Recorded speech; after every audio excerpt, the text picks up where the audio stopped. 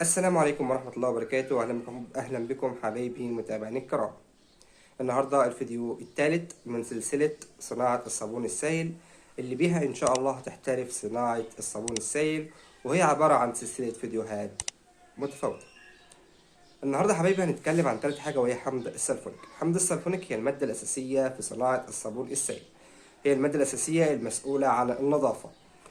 حمض السلفونيك زائد صودا هيدروكسيد الصوديوم بيعمل عملية تصبن، فمن هنا من عملية التصبن دي سمي صابون. الاسم العلمي دوسيل بنزين. الأسماء التجارية حمض السلفونيك سلفونيك أسيد، وبعض الدول العربية زفتة أو لبسة. يتم تحضيره من تفاعل القي البنزين مع حمض الكبريتيك.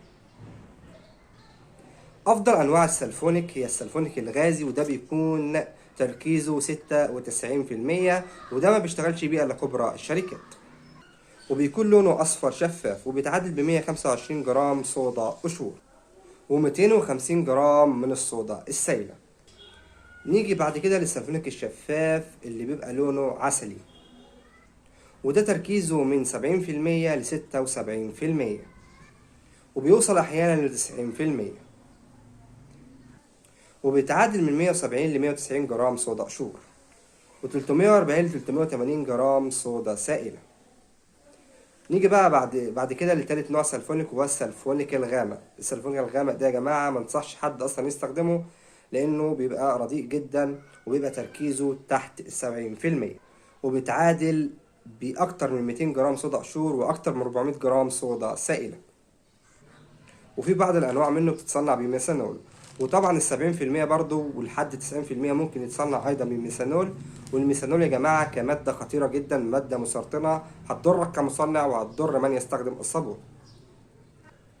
طبعا عشان خاطر تعرف السلفونيك اللي انت بتستخدمه ده هل هو كويس عليه ميثانول ولا معلهوش، يا اما هتاخده تحلله وهتكلف نفسك، يا اما في اختبارات ومش هتعرف تعملها دقيقة جدا.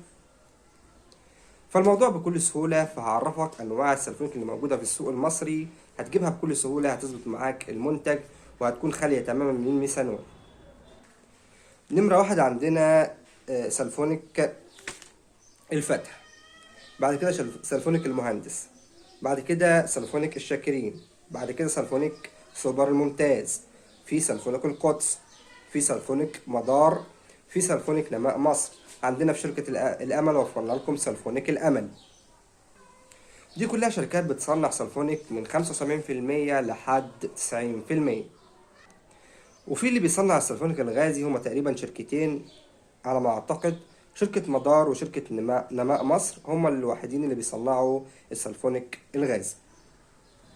ممكن يكون في شركات تانية في السوق المصري كويسة جدا وسلفونيك بتاعها كويس، ولكن ما جربناهاش، فما نقدرش نقول انها جيدة عشان ما جربناهاش. مش عاوزين نظلم حد، احنا ما بنعملش دعاية لأي حد، احنا مجرد ان احنا جربنا الشركات ديت، فبنقول للمستهلك، بنقول للزبون اللي هيصنع عشان ما يتعبش نفسه وما يخسرش ياما، ويوفر على نفسه مجهود وتعب سنين احنا تعبناه، وخبرة اكتسبناها من خلال سنين.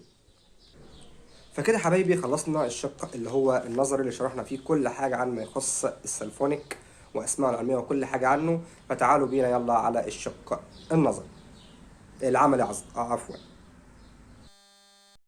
نيجي دلوقتي حبايبي لإضافة السلفونيك في المنتج. أنا وزنت كمية السلفونيك بتاعتي هضيفها. طبعا ده سلفونيك الأمل، شايفين الشفافية والنقاء. ده السلفونيك الشفاف اللي بيبقى لونه عسلي، شايفين يا جماعة.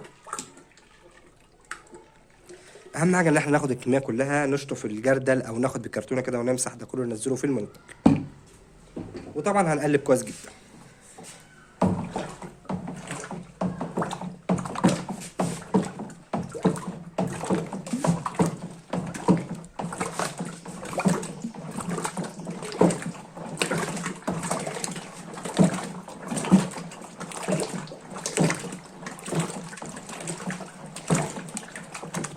طبعا حبيبي معلومه بسيطه جدا، السلفونيك اللي بيبقى كويس معاك اول ما بتحطه في المنتج بيبدا يتقل معاك، يتقل يتقل يتقل، وبعد ما يدوب تماما بيبدا يخف في المنتج.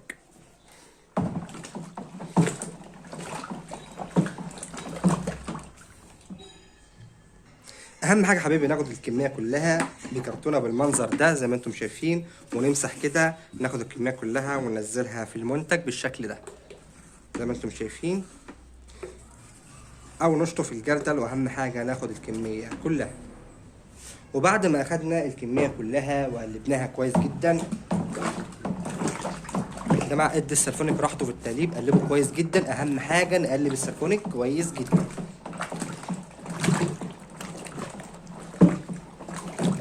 وبكده خلاص السلفونيك بتاعنا داب بكل سهوله كده.